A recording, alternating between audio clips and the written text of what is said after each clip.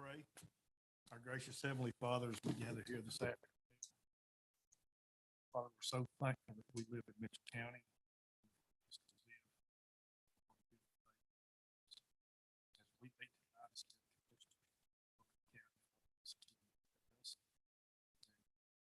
give us patience and the guidance to make the proper decisions in this county.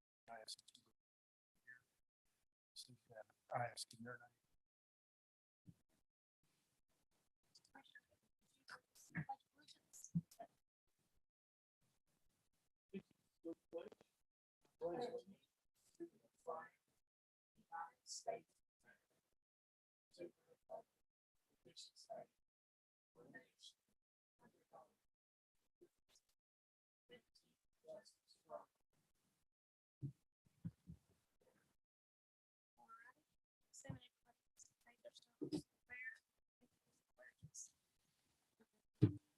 Hearing no conflict.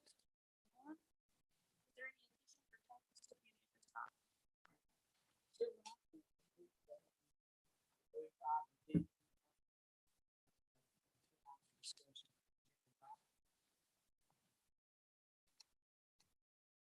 Second.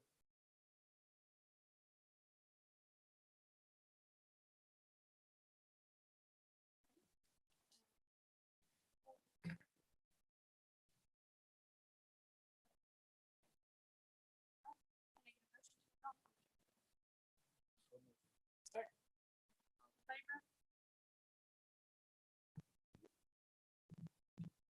Has everybody had time to approve the minute or review? The minutes? You need a minute?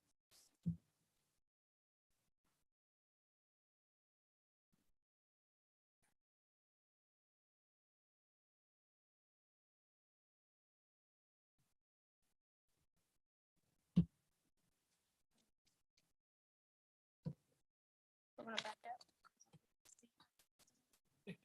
All right, do we have anybody signed up?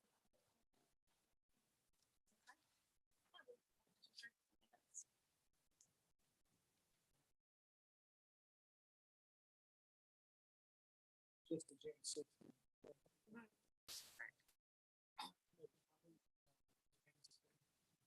So, second.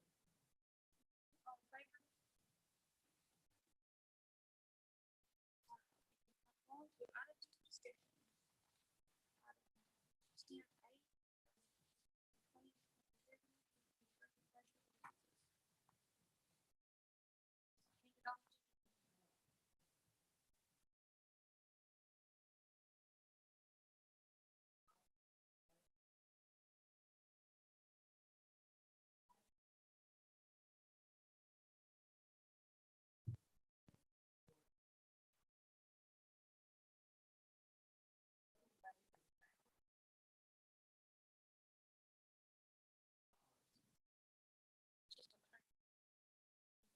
It's right.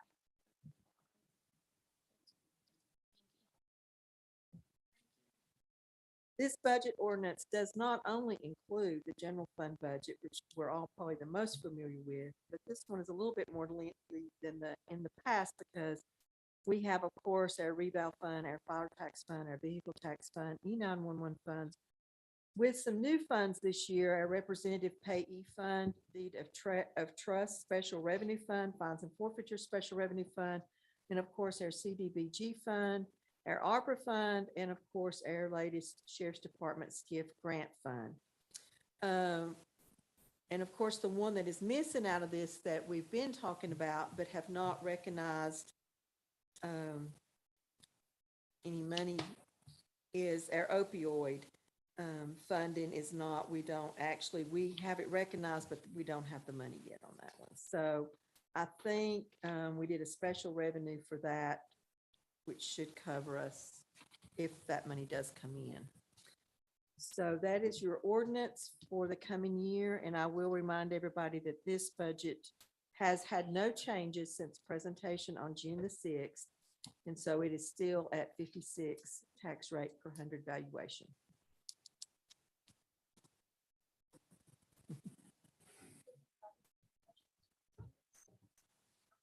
thank you for all y'all's work on that. You're welcome. I know that was a lengthy project.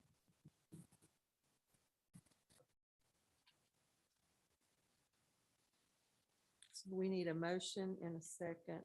I move that we adopt the 2022-2023 budget. I'll second that. Assuming item 10B is still for Eunice Davis. Mhm. I will move on to the budget amendment. This is our last budget amendment for the year, budget number 8. For those that have been around for a while, you know, at the end of the year, it's mostly just moving money around. We got a little here, we need some here, it's just moving around. So overall, this budget amendment actually reduces our budget for the year of about $29,000 overall, for a total budget of $22,416,893. Thank gosh, you know, we were able to move money around and we covered and did not have to add any more to this budget. So this is closing out this year. And I'll need a motion and a second on this one too. I'll make a motion to, on budget amendment number 8. Second.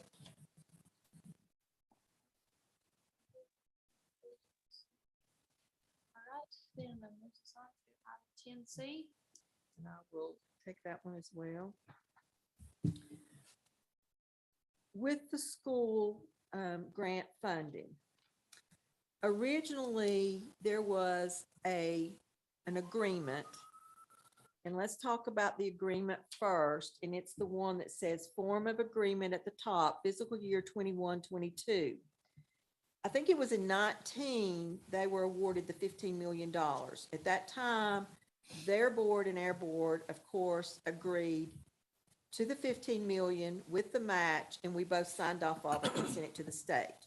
So what happened in March, I believe, they upped that grant from 15 million to 32 million. So we have, with no match. So we now have to formally sign the agreement with the state saying that we are accepting this $32 million. And that's really all we're doing.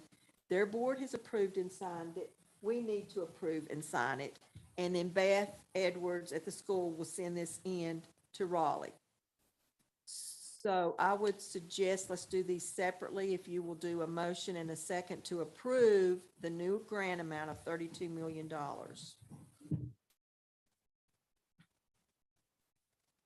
And I will say, if this number were to change again, you will do a new agreement. If there's any change to this, you will do a new agreement.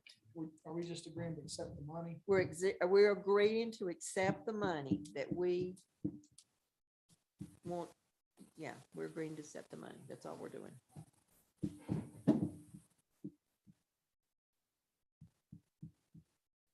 I'll make a motion that we accept the $32 million with a 0 match. Second that motion.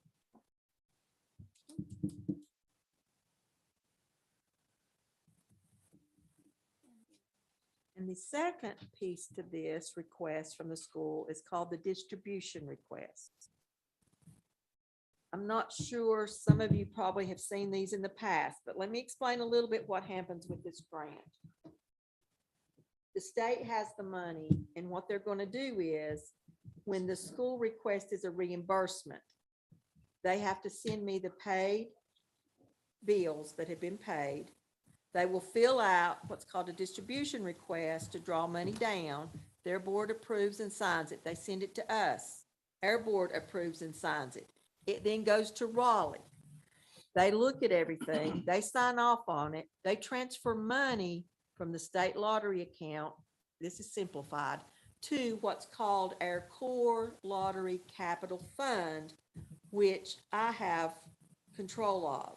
So when that money hits that bank account on my computer, core banking, it's housed in Raleigh, but it moves over to us. They transfer that over to us. Then I go in there and request a distribution for reimbursement back to the school. So then that's what we're doing right now with this distribution. If you will remember, if you were here back a couple years ago, they had previously drawn down about 300 and some $1,000, I think, off of the original 15. This time, they're asking to draw down $468,927.27, which is the money that they have spent this year already on architect fees and things.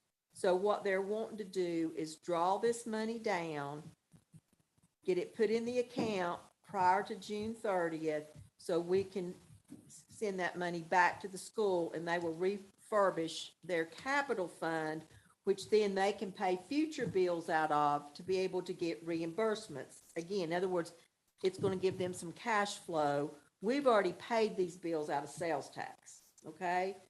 But to be able for them to pay their future bills so they can send me paid receipts, they need some money to be able to keep going. Now, this is going to pull down a total of what they pulled down a couple years ago, and then what they're pulling down now. They have used $827,313,000 of their 32 million. But you will see these each time they request a pull down. We have the opportunity to review those invoices before they're sent in and go to the state. So you're going to know at any point in time how much money they've spent out of the 32 million. Do we have to keep copies of all of those? I have invoices copies too? of everything. So. And it is audited too. It's part of my audit. It's also part of their audit. Just so I'm following you right, we paid those architect invoices out of their This year, sales tax money. They're gonna still ask for reimbursement for those, and then they'll put that in their capital fund, and then be able to keep rolling it over to the next. so they ones and won't the have to next come back, they won't have to come back every time. Is that what? ones. To Mhm. ask for sales tax money, I think. Mhm. They should not have to come back and ask for sales tax money for this particular expense. That makes sense to me. Mhm. Oh, it, mhm. I move that, we grant this request. Is that what you need? Mhm. I need a, And I'll second that. and I'll get this back to Beth tomorrow. She needs to actually get it to Raleigh by, I think, Thursday to be able to get it on this cycle. They only do disbursements one time a month. So, thank you very much. All right, so we scratched item B. So that moves us on to the consent agenda. Has everybody had time to review? Okay. So moved. Second.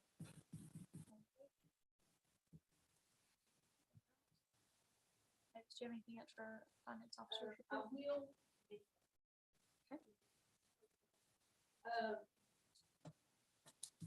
As you know, we've still been working. Allison has really been helping Colby with some of the paperwork to get some reimbursement from FEMA for some COVID costs. That is coming to an end June 30th for our part anyway. But today, I will say that what we filed for and gotten paid for so far is about $81,669. We will have one more quarter, probably maybe $7,000 or $8,000 that we're going to ask for this last little section after we finish June 30th. This basically reimbursed any overtime we had during the initial COVID exposure for public safety and for Colby's position in EM. It paid for all the supplies that we had to buy, pretty much your PPE, your mask, your gloves for people that worked in public safety and things like that. And it also reimbursed us for the sign usage that we used out at the highways to tell people where they could get shots or tested or things like that. We really didn't have any large cost. We didn't go out and buy any large mobile trailers. We used what we had. And we had already used CARES money to buy those tents. So we really didn't have a lot of reimbursement, but we are still working on that and getting a little bit of that. I will mention again, I did mention that some counties have already got their opioid money, their first draw, which is their spring draw. We've not gotten ours. Christy did call today or email and check, and ours should be in the pipeline that was gonna get distributed. I think it got cut the 16th of this month. So we should be watching for that. That first draw was not very much, maybe 70-some thousand. So I don't know when we'll get the second draw, but next year's will be bigger. I think it was about 130 or something thousand. So that will start coming in. Our next ARPA deposit should come July 1st, no sooner than July 1st. I don't know if it might be later, but they just said no sooner than you got your first draw last year, and we got our first draw July 1st. So I'm looking for that in July to get another draw for the ARPA. What we're doing right now, we're at the end of our year, we're working on closing the year out, and we're getting ready for audit. And I just told Christy, we'll probably start working on audit full-fledged tomorrow. They've already started sending me requests, so, and wanting information. And this year, it appears that the focus is going to be on, a lot of the focus is going to be on financial internal controls. They're going to actually go out and visit every department that takes money and review their policies, procedures, and money handling processes. So every year the LGC kind of picks an area that they focus on that maybe you don't always focus on every year. And so this year that tends to be the area they're looking at. So a lot of departments we've already requested them to write their standard operating procedures and policies and procedures, and Christy's been reviewing those, and we're putting all those together to send to audit. They're going to actually come out and do a taped interview with me concerning how we operate. Never had that done before, so we'll see how that goes. But they want to come and actually ask the questions and tape, and I guess they need that for their peer review and for their audit. So that will be happening in the next week or two, and then they'll come back out and visit departments. So there'll be lots of activity going on. And again, this year's audit will be a little bit more involved because they will have to do more than one audit per se. They'll have to do one that meets federal guidelines and one that meets state guidelines. And that's simplifying it.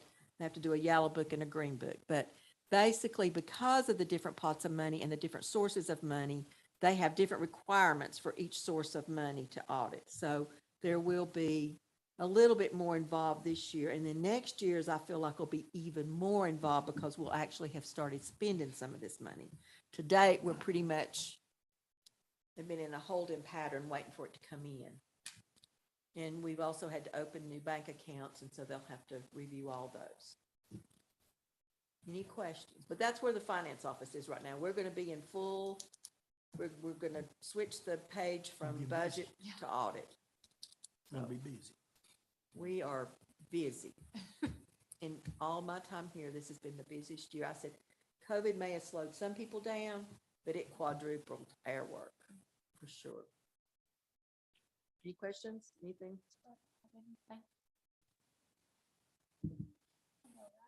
County mail? Just kind of some quick things on there. I know Mavis is, they're always got a lot of stuff going on, work very hard. So, one of the things I'll just touch base on is Mitchell County signage. The welcome to Mitchell County signs, are in the process of being put up.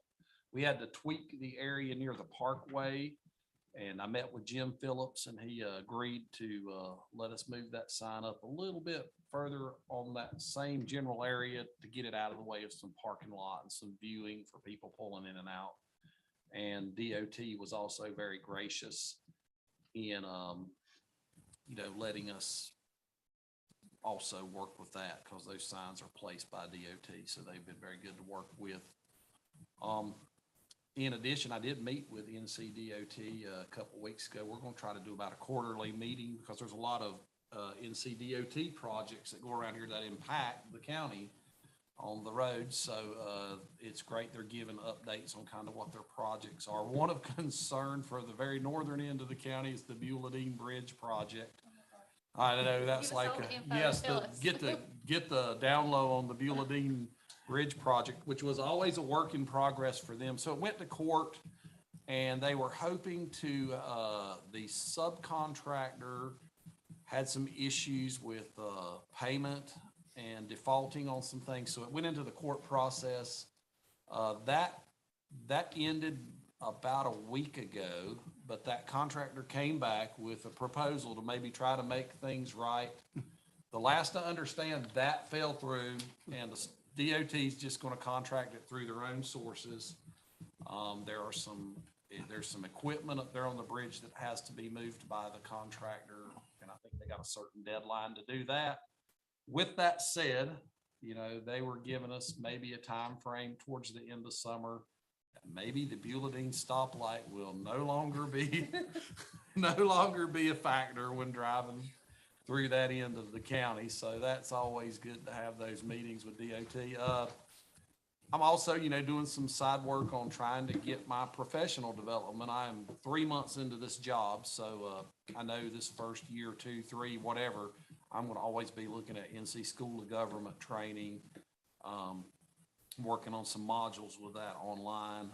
Occupancy tax, that's something that we were talking about, touched base with both Ralph and Dudley over the past week, and it's went to Senate. So our occupancy tax, and if y'all recall, the occupancy tax was, the bill we were doing was getting us more in line with the state bill through legislative review to get us up to 6%.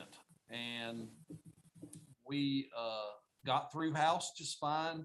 Now we are waiting the Senate, and there is a question as to whether any of the occupancy tax bills will make it through the Senate for even our surrounding counties, for the fact that the hotel lobby, as I understand it, has some wording that they want on the state ordinance about the percentage of the use of the proceeds of the occupancy tax revenues to be used on promotion directly related to those who collect occupancy tax, such as vacation rentals, hotels, motels, Airbnb. So we're waiting that might hold the Senate up. I think Ralph seemed optimistic that over the next 2 weeks, they may try to get that resolved, because there's a lot of bills that are being backed up due to that one area that is in dispute. Let's see what else we got. Site selection, we're still on that for the new law enforcement center. So we're kind of in that process. We're working and looking at sites and vetting those out. Still waiting on some Partif grant information mid-August for the Bakersville area recreational facility.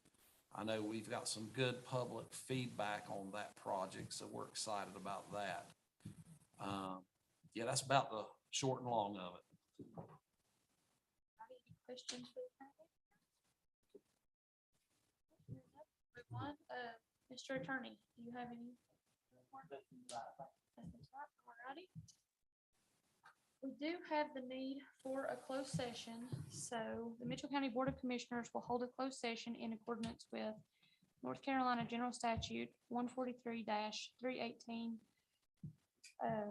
11, and that's going to be number 5, to establish or to instruct the public body's staff or negotiation agents concerning the position to be taken by or on behalf of the public body in negotiating the price and other material terms of a contract or proposed contract for the acquisition of real property by purchase, option, exchange, or lease.